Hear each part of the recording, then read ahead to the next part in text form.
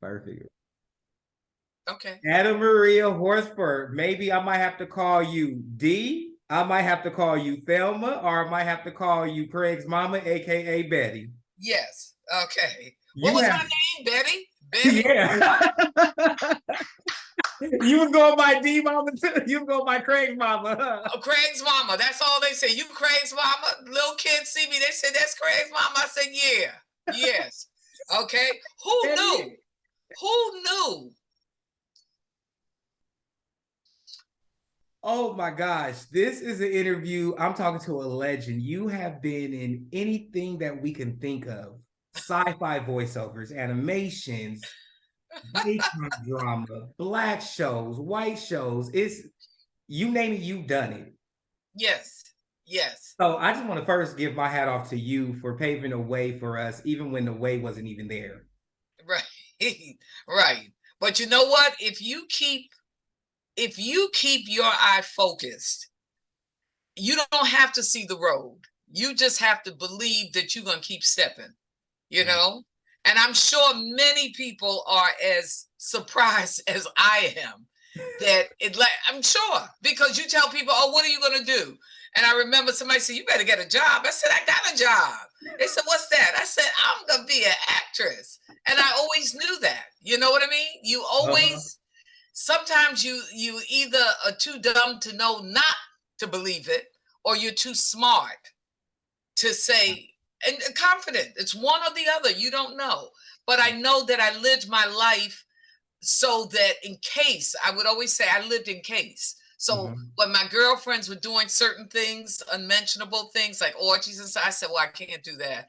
And they said, well, I said, child, just in case I become active. Just in case. I don't want, I'm gonna be honey, a star. I don't want nobody. I got to blackmail and I got to pay somebody to beat them up, after. So I lived just in case. That made my decision whether I was going to do this or do that. I said, no, just in case. Just in case. I love that. Now, take Mm-hmm. me back, your origin story. Where did this love for acting come from? And then I want to get on to how have you sustained just not only a successful career, but a diverse career. And you're Emmy nominated. Yeah. You got to put Yeah. some respect on your name behind it. Well, let me just say this. My Emmy came years ago when Black people start recognizing me on the bus. On Okay. the bus. On the bus. I did a TV movie with Mickey Rooney called Bill. They got the Emmy that year, and I played his social worker. And right after the movie aired, I got on the bus. This was in New York, and the bus driver was thinking about letting me in. I said, "What happened?" He said, "You didn't need to treat Mickey Rooney that bad now." And I said, "Wait, what?" He said, "You threatened to put him back in the nursing home." I said, if you don't stop, and that's when you realize that, and I didn't know then, everything you do, you're taking your entire culture in that role with you. You Mhm. know, um, we would have at least one Black TV movie a year. This is in the 70s and 80s. And I was fortunate enough to be part of it. And I represented all of the Black people who was watching. Like they said, no, you don't have to talk to him that bad. And I said, oh Lord, okay. Then we had a scene. We had a scene where I was supposed to drive the car. Now, of course, I didn't tell nobody I didn't drive and I didn't have no license. So when it came time for the car scene, the AD said, so Anna, you want to drive or do you want me to get somebody to stand in? And I said, oh Lord, I'm thinking to myself, I can't kill Mickey Rooney. Okay, that's the Hardy Boy. So if I don't know what I'm doing, ask for a stand-in. So they gave me a stand-in then, and I got away with it. But again, you live your life. I'm from Harlem, and I was involved in every church recital that existed. From the time I was 5 years old, they would give you a little poem to remember, but I was loud. Yeah. So I knew that was a good sign because everybody in the back of the room could hear me. And that's a big deal. And my mother used to say, Ann, I was coming down the street and I heard your voice. I said, no, you didn't. She said, Ann, I heard you. And I said, I'm that loud? And she said, yes. But I took that as a good note. Mm-hmm. Okay. And so that was good. And I think you try to get kids involved in everything that they can. Some stick, some don't stick. You know what I mean? But the thing is, when I got on stage, as raggedy as I was, I felt alive on that thing. My mother used to go on vacations, and one time, my cousin who was staying with us, I didn't want to explain to her, so I said, "Tita, can I go to the store?" And she said, "Yeah." So I went to the store, but I really had to go and perform. So I greased my little ashy legs, went to the church, and did my poem, honey, and came home, and that was like, whew, it was like undercover gangster little girl doing her recital, because it made me feel really good. Never told anybody, but that was it. So no, I didn't allow anything to stop me from doing that one act of performing. So that is it. So if you can try and get an interest in a child, even if they say, I don't want to, you don't know what you want yet. Just do it. Yeah. Do it. And then the experience of, ooh, well, how you feel now? And usually if they feel better, make them do it. Keep doing it. You know, because God is always whispering to us, telling us something. And sometimes we can get distracted. And other times, if you don't have no friends, you don't get distracted. You just do it. You say, okay, okay. So this is it. So that's when it started. And that's when I believed I was going to Hollywood. From the time I was small, I would practice coming down the steps and falling. And my mother said, what you doing? I said, I'm practicing my entrance. And many times I would fall because I would have on high heels. And she said, your ass gonna be broken by the time you get to Hollywood. I said, it's okay. It's okay. I'm going. And she never said, no, you're not, which is a good thing. Listen to the child. The child will tell you, you know, the child will tell you what's going on inside of here. What's going on inside of here. But we got to listen. Don't talk as much as listen to what they're telling you. Nice. I love that. You know, so you had this epiphany, you did this thing. So what about when it came to school? Was it I'm going straight into the arts? Was it like, hey, after high school, I'm going to college in arts, or am I going straight to Hollywood? I was a little confused when I got out of high school. I went to performing arts high school. I was wonderful in the dramatics. I was terrible in the academics, terrible, couldn't learn French. And the teacher just looked at me. She gave up on me. And I remember a cousin of mine had his funeral the day I graduated. And my mother decided to host the funeral.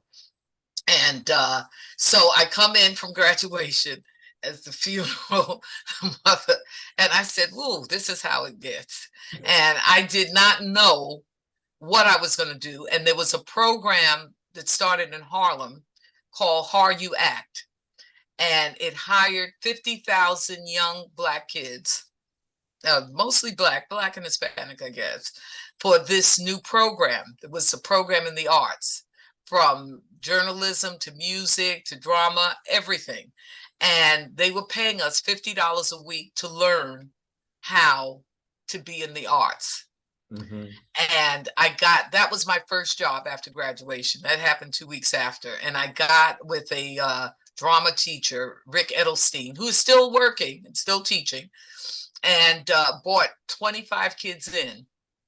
And we did acting workshops every day. And he brought all of his friends from Hollywood and New York, and we performed in them, and then we did a little tour.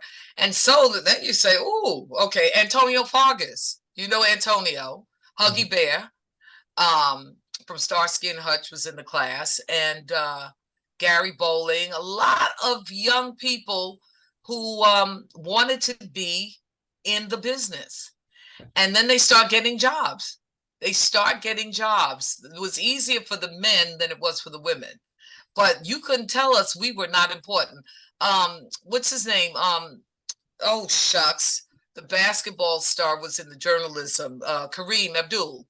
was in the journalism program. So you're 17, 16, 17, 18, and you are getting a check for this thing that you say, I want to do that. So the musicians, the actors, I mean, the writers, it was a grand time in Harlem, really a grand time. And that gave us, I think, the confidence to just keep pursuing, you know? And then I decided after that, said, maybe I'll go to school. So I decided I didn't want to be around too many Black people, and I didn't want to be around no white people. So I went to school in Puerto Rico. I can deal with the Puerto Ricans now. Wait, why you say I didn't want to be around too many Black people? It was too much. It was too much. It was too much. Too much for you? It was too much. It was too much for me. It was too much. So I said, well, the Puerto Ricans, you know, my mother's Dominican. And so I said, I think I can do Puerto Rico. So I went to Puerto Rico for a year and had the best time of my life because I was saving my little money. Then I got back from Puerto Rico because I didn't have any more money. And I got a job at an art gallery downtown. And that's when I decided I wanted to move to Sweden because I thought Swedish people would understand me a little more. Wait. We go from Harlem to Puerto Rico. Yes. Back to Harlem and both go to Sweden. Yes. Yes. Okay. Because I used to go and see all the Swedish movies. Yeah. And Ingmar Bergman and Liv Ullmann were in it, and somehow my heart got captured, and I studied every single movie. And this woman I was in love with, I said, oh my God, these people are incredible. And I knew they would understand me. Let me tell you, God got jokes, because after 40 years, who did I just meet? Liv Ullmann. Sam Jackson, a good friend of mine, was getting an award. The Academy Award honored him. And the person who was getting another award was Liv Ullmann. And he introduced me to her, and I said, you made me move to Sweden when I was 18 years old. And she said, really? I said, yes. And then I got to work with Sven Nykvist, who was his cinematographer in a movie. And I told him the same story. And he said, did you come to the island? I said, I didn't know about an island. All I knew is I wanted to come to Stockholm. And I did. And so for me, I followed my instincts. Okay. It doesn't have to make sense, but if you don't have anybody correcting you, saying, Anna, that's stupid, you do it. You just say, why not? Why not? And that's the gift that God gave me, two parents that knew they had a child that was a little different, a little special, but they didn't stop me from doing anything I said I was going to do. And that's when I learned to keep my word, because the night I was leaving, I wanted somebody to stop me, because I said, I don't know nobody there. Why am I taking my to Stockholm? What is my problem? Okay, nobody stopped me. My mother said, so Anna, you're leaving? I said, I told you I was leaving. And she said, so what are they going to do with your body? I said, I wear dog tag, Ma.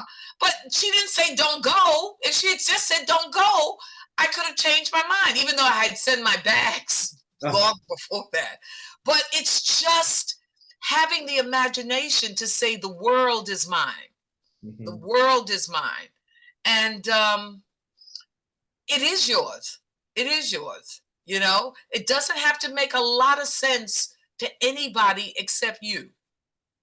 You know what I mean? If you could just have that person, and I had common sense knowing what to do and what not to do. You know, you think you do at 18 years old. You think you do. And I survived. You know. I love that. So now we're in Sweden. What brought you back to the States from Sweden? Well, I didn't want to accept the job as a topless ballet dancer. I said, no. Somehow I thought, the guy said, oh, I can put ice cubes. I said, no, I don't have those kind of breasts. I come from a tribe. He said, oh, we can put ice cubes. I said, I don't think ice cubes are going to help these things rise. And I said, no. and I decided I wanted to come back home. Um, I had done some things and met some wonderful, wonderful human beings who I was in touch with for many, many years until they passed. Mhm. And I just decided to come back home. And that's when I got my first job in Black theater, which was called the Black Quartet, um, and with Woody King.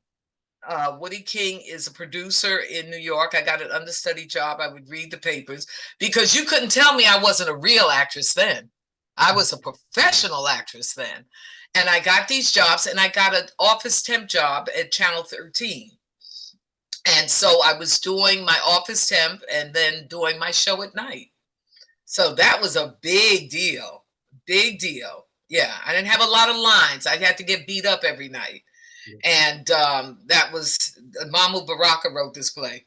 And I'm still in contact with those people who used to beat me up every night.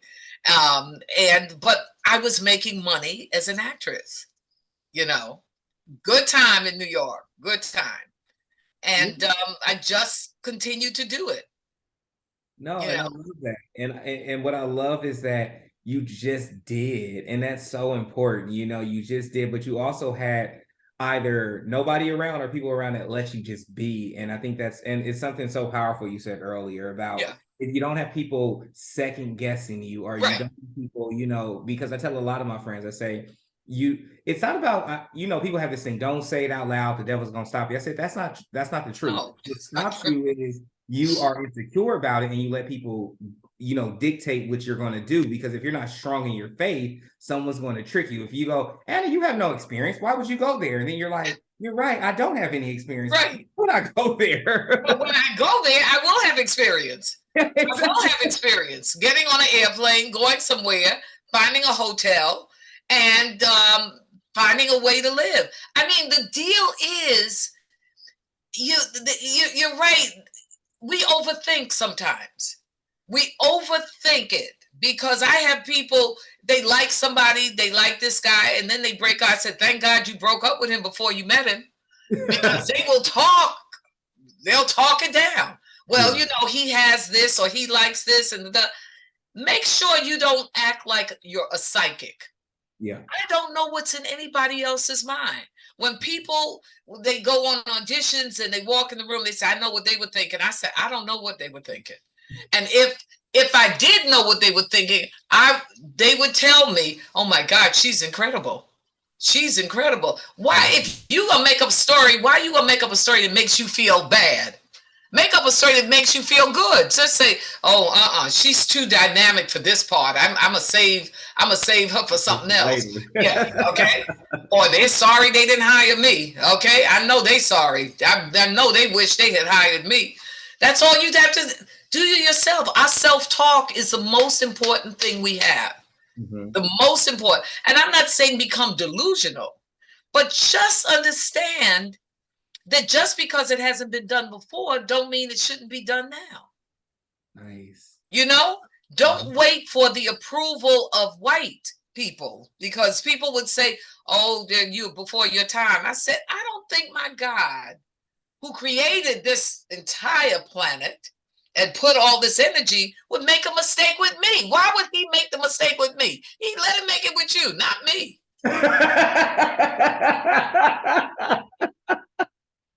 I like it. And mean it. Mean it.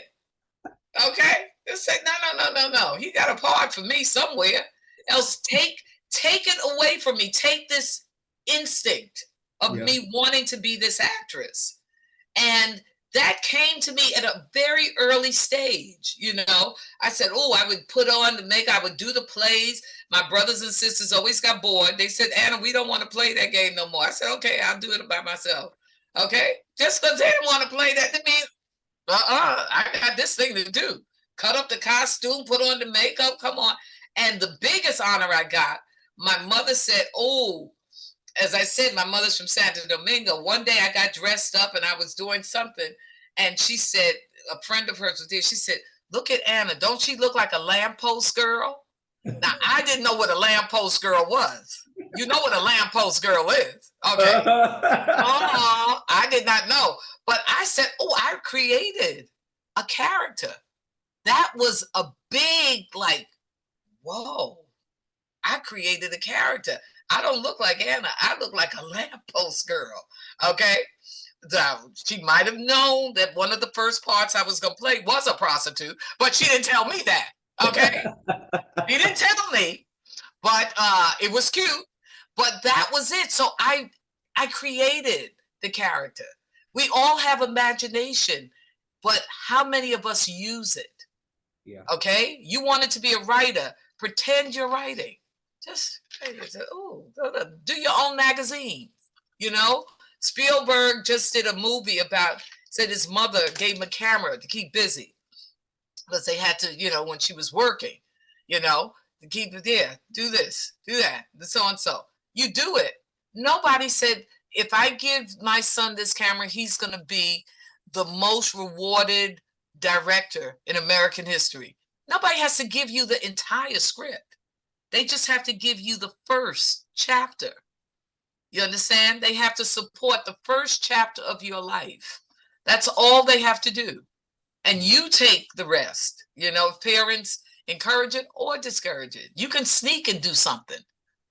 That thing that's talking to you in your mind. And I think we're all born with a chip that tells us.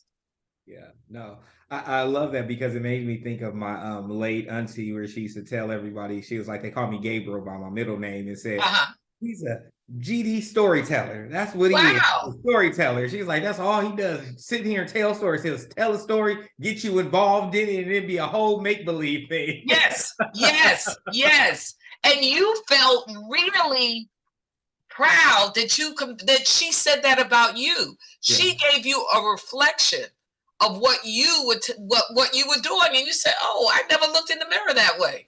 Yeah. And you did. And every time, I'm sure when you got your first job, you said, oh, auntie said I was a storyteller. Yeah. And it helped me honestly, because before even the magazine, it was like in marketing and communication. So it's like between that and then when I was in college, I worked at like Cold Zone and Starbucks and everything. And I tell people, the thing is all about connecting.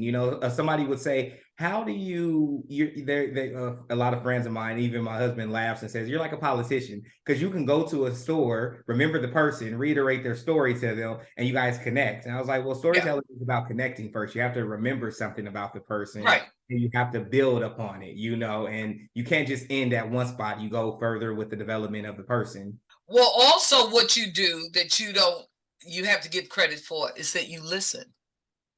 If I meet you today, and this is 2022, if I meet you in 2025, I'm going to say, how did your mother deal with her loss?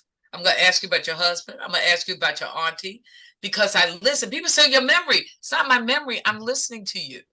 I am taking a photograph of everything you tell me, because I'm giving you 100% focus in that. It's not a big deal, but when I meet with you, I really want to get to know who you are. My business is creating different human beings, from the strange people that came through our house when I was a little girl to the women I meet on the street now, the homeless woman I met downtown who wanted to do a story on me. I said, well, girl, I said, I don't think we're going to meet right here in this corner too often. It's okay. She had her notebook out, baby, and told me what she remembered. And I said, every day is a treasure. Every day is a treasure, because we're in a little box. We don't know who's looking at this interview. We have no clue. You don't have a clue who reads your words and who gets something from that. See, we just have to go about doing the assignment. All the other stuff that comes after is gravy. Is gravy. Somebody said, oh, are you excited that you got this Emmy nomination? I said, I was excited when somebody gave me my first job. That was my excitement, because not to say that it feels better or worse, but I've worked 30 years before I got a nomination. I believe that a lot of the work I have done deserved the kind of attention, but it didn't get it. But it doesn't stop people from loving you. People still look at Thelma Frye from Amen and go, Thelma, Thelma, Thelma. And I'm saying, whoa. And they will tell you the lines, get letters that they still look at it every day in the morning before they go out. There's no bigger reward than that. You know what I mean? So it's not the value you put the value. My mother said, I asked her one time if she thought she was successful because she was a housewife. And she said, oh my God, yes. And I got quiet because I said, really? So she said, I got everything I asked for and more. She said, I never thought that I would live long enough to have grandchildren because she was old when she started having children. She was 35 when she got pregnant the first time, and that was years ago.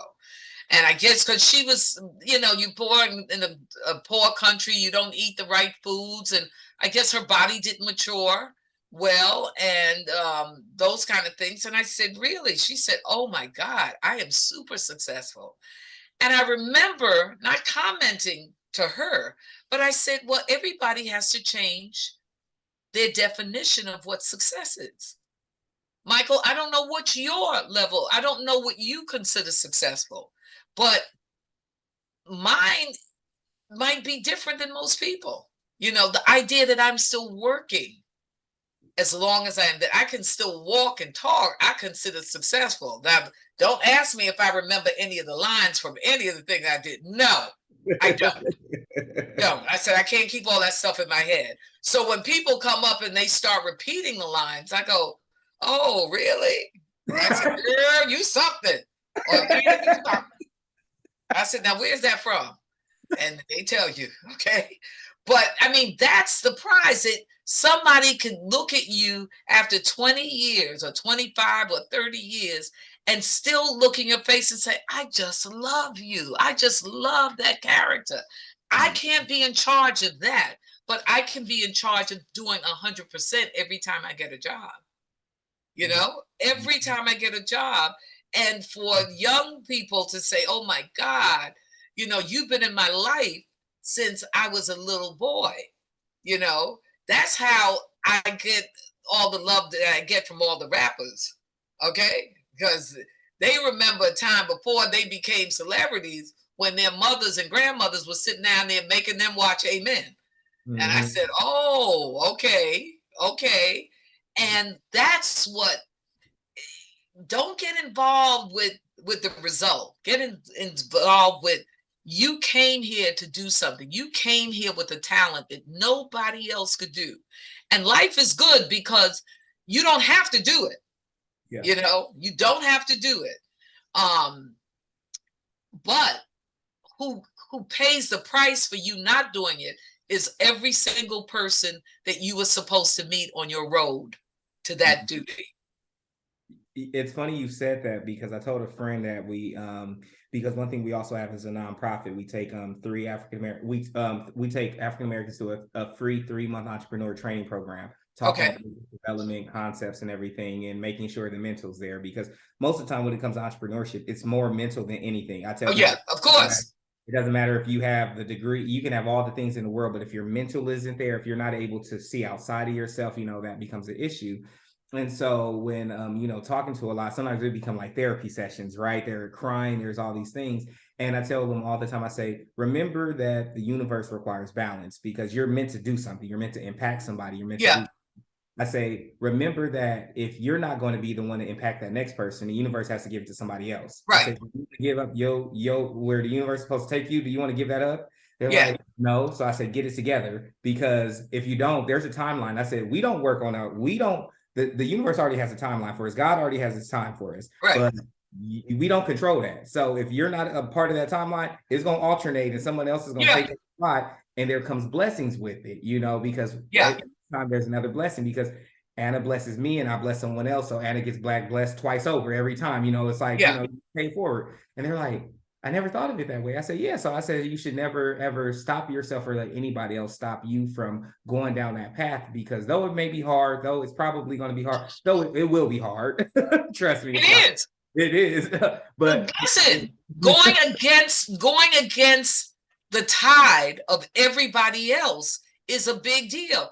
When people have conversations, one girl said, Oh, child, all these light-skinned girls, this was years ago, all these light-skinned girls get all the parts. And I said, girl, you the first person that ever called me light-skinned. And she said, what? I said, because I've been working. I said, so you are telling me I'm light. And again, they don't know the power of their resistance, you know? And sometimes, like you say, you take 3 or 4, you are being their teacher. Everybody I run into is a teacher. I learned something to do or not to do from every single person I cross, you know, and our paths meet. But again, like you say, if you don't take the assignment, somebody else will. And a girl called me, this was 2 days ago, a good friend of mine, and she said, I just have to ask you something. I said, why? She says, I went up for 2 things and this other girl got it. And she says, I'm feeling really jealous. And I said, oh, that's a strange emotion. And she said, why? I said, do you want to exchange lives with her? I said, you want her death date? You want her disease date? No. I said, you want her death date? I said, oh, would you trade in all the real estate you bought from the little stuff you did? Because girlfriend got about 3 buildings now, okay? And talk about she didn't get a commercial. I said, you want to exchange her life for yours? No. I said, oh, okay. Well, then what are you jealous of? I said, child, hang up the phone because you wasting my time and you wasting yours. Okay? You're not in a race with anybody. You can observe. The deal is what I found out early on, you have a talent, and it's not the talent and not the awards that's the prize. It's who you meet when you work. You understand? I did not know that I was going to be assigned to a young boy called Ice Cube when I did that movie. Yeah. Okay? His mother came on the set the first day, and she was so thrilled. She was so thrilled. And she kept saying, baby, you know who this is? And I said, just okay. I said, but your son did all of this. No. You know who this is? And I said, and then I asked his father to come to work. He told me the father said he ain't taking no day off to come to no movie.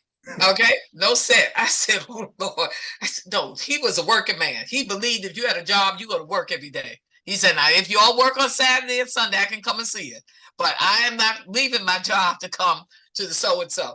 And it's everybody you meet on that. That's our prize. I didn't know Chris Tucker. At the time, Chris came and said, you act just like my sister. He said, we call her Thelma. When Saturday comes and we all sit there and the so-and-so with John Witherspoon. I mean, everything. The prize of getting a friendship that's our prize. What it does to you and the success of it 30 years after, we don't have nothing to do with it. Out of all the movies I've done, I did not know Friday was going to be the one that marked my life. Yeah. You know what I'm saying? No. And everybody you meet, there's something we're supposed to say. I did How High with Redmond and Method. And I can't tell you the joy I get in my heart because the conversations that we had that had nothing to do with show business. It had to do with who they were, you know. And I remember Method said, my mother's so happy that you are playing her. And I said, really? He said, oh, she's so happy. And I said, wow. I mean, what a compliment. Yeah. You know what I mean? And so every part that Angela, you know, gets, every part that CCH Pounder gets, every part that anybody gets. And I'm so happy to look at TV now and see all these different faces. I don't know if I had anything to do with it or not, but maybe somebody looked and said, oh, her nose looks like mine. If she could do it, I can do it. You know, I might never know, but the joy is the rewards. It never ends. It never ends. That you just say, oh, the 4 people that you pick, you are ordained to give them information that they might not have gotten from their mother, or they might not have gotten from anybody in the family, but they're drawn to you to get those lessons. And they might learn it, they might retain it for 20, 50 years. But you're changing the trajectory of all of those people's lives that come into contact with you. No, definitely. This has been amazing. I really do love this. Because it's one of those moments where you're speaking with someone who's lived it, but lived it on their own terms. Yeah. You come from a time where it could have been harder. It was so many things that were negative about a woman of the type of complexion or different things. You know what I mean? And none of Well, again, if that wasn't my reality, like that. I can't use it. I like I that. I like can't that. use it. I The like that. people who raised me, the people who I was around, thought I was cute. They thought my dark skin was pretty. So I can't go into a thing and say, well, what do you think? I didn't ask them. Really, I believed what these other people told me. I believed what my mother and father taught me. That I'm saying it's so important what we say to each other and Mhm. what we say to each other. There is a code that we have that sometimes goes without. I was at a function and this Black girl walked past and I said, oh, you look beautiful. And I got that from Stockholm, that we can compliment each other without saying, oh, wait a minute, you gay? No, I think something is pretty. I can say it. And I said to her, because she was walking past, I said, you look so nice. She said, you were a good teacher. I said, all right, baby, thank you. I mean, wasn't that fabulous? I mean, just the idea that she said I taught her, or her looking at me taught her something. And that's all we said. And I said, thank you. Thank you. Because we get hints that we're doing the right thing, that somebody's looking, even when you think nobody's looking. God got jokes, so he'll send somebody. I remember I didn't work for 2 years one time, and I was at a gas station in Beverly Hills about 12:30 at night. And I said, okay, I know I ain't got no job. Leave me alone. Let me get my gas. Trying to feel bad. Yeah. God sent this blonde, blue-eyed girl she was getting gas too. She said, oh my God, I think you're so fabulous. You are a great actress. And I said, huh? Huh? Because, we think we're invisible. Yeah. And he said, no. Let me remind you. Let me remind you who I think you are. Not who you think you are, but let me remind you what I think you are. And I said, okay, so you're not going to let me get depressed? And God said, no, go home. Go home. I got a job for you. Just shut up. And I said, okay. So I laugh. You got to laugh at it. You have to laugh. It's all temporary. I have a plan for your life. And if I told you about it, it might be too much for you to bear. Nice. I love that. I want to be conscious of our time. We have 10 minutes left. This has been Okay. amazing. I keep talking to you all day long. All right. Don't hold you. This new generation, there's so many more opportunities for people to make movies, television shows. Yeah. And then there's also so much instantaneous communication that wasn't available back then, right? So everybody have to do so much so fast because that's the way to get noticed. Right. If you have to give someone some advice, let's say I'm an aspiring actor, but I'm just like all caught up in this social media where I'm caught up in all this stuff. What advice would you give me to make sure I just slow down and focus on my craft and just cancel all the white noise? Remember that your story is uniquely yours. Take notes on your life. Take notes on the differences, not the similarities. Before, I would hear people say, well, this movie sold. This one didn't. So they would imitate the one that sold. But the deal is, we saw it already. What's your take on it? What is your responsibility? The idea that people now are talking about their sexuality, because sexuality has always spoken, but we used to have to keep the secret in our group, in our family, so people can say, no, I'm attached to that now, or I like that. You don't have, the secret is not there. I don't want to know all your business every day. Keep some of your business for your movie. Okay? I don't need to know what position you like. I don't need to know what food you eat from time to time. I just keep some of it to yourself, because when you keep it, because I think when you put it out on display, instead of asking your parents to like you, you're asking the world to like you. I couldn't get 2 people to like me, so now I'm gonna ask 4 billion people to like me. Stop. Yeah. Because you then put yourself in a position to be rejected. Nobody can reject what you love. Learn to love everything about yourself, but monitor how you feel about it. And I'm not saying the freaky stuff, I'm talking about all of it. You know what I'm saying? Everybody don't need to know. Your mother don't need to know what you do every minute of the day. Neither does the world. Right. Neither does the world. Know that because you came to the planet is different. Know that you have come not just by living, you are affecting this thing. Everything you do, every child you talk to, every group you talk to, the teaching, every lesson you take, even how you deal with the homeless people, how you deal with the rich people, because it's all really the same thing. What it is you're writing a biography about yourself.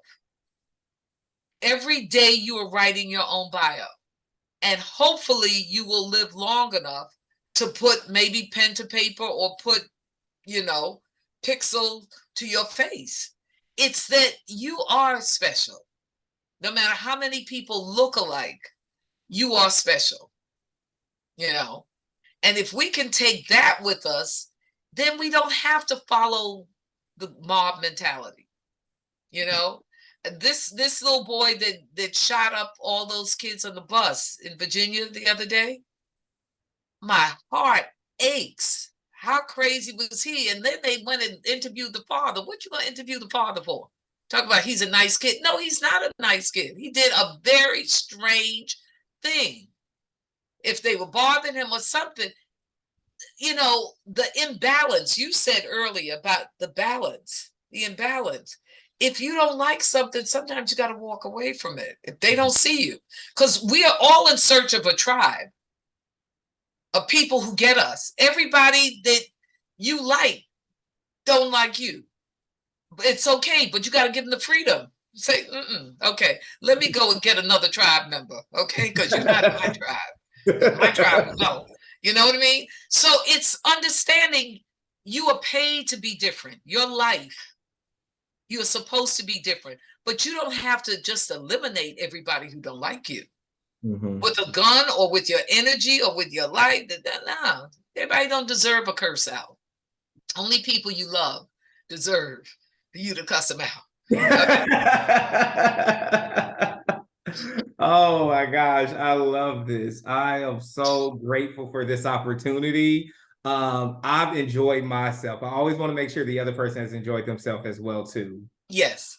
Thank you so much for this. And I tell you, when you asked for it, I said, there's something about this couple I want to do. I was in New York dealing with an atrocious problem.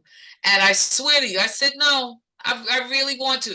And again, that's my instinct saying we were supposed to meet. Yes. Thank you so much. I'm not questioning it. Okay. But when I call on you, Michael, hey, I'm going to answer. You have to pick up the phone. I'm gonna pick it up right here. I got you. I got it. Before we go for some fun, since we talked about Friday, you know the most iconic part for everybody, right? Yes. When she says, "Call me." Right. We shot that. That was the first scene we did in the movie. It was? That's the first thing we shot in the movie. Hey, what she want me to call her for? Okay. What is it? It was almost like I saw it as like a comic book when the print comes on the thing. And I said, no, she can't hear me. But what she want me to do? Yeah, girl. Okay. Okay. I had no idea that would be the most repeated line of my entire career. Okay. People call me. Okay. Okay. Yes. we have those girls around town. Okay. Right. Thank God my husband was not that kind of man. Okay. Okay.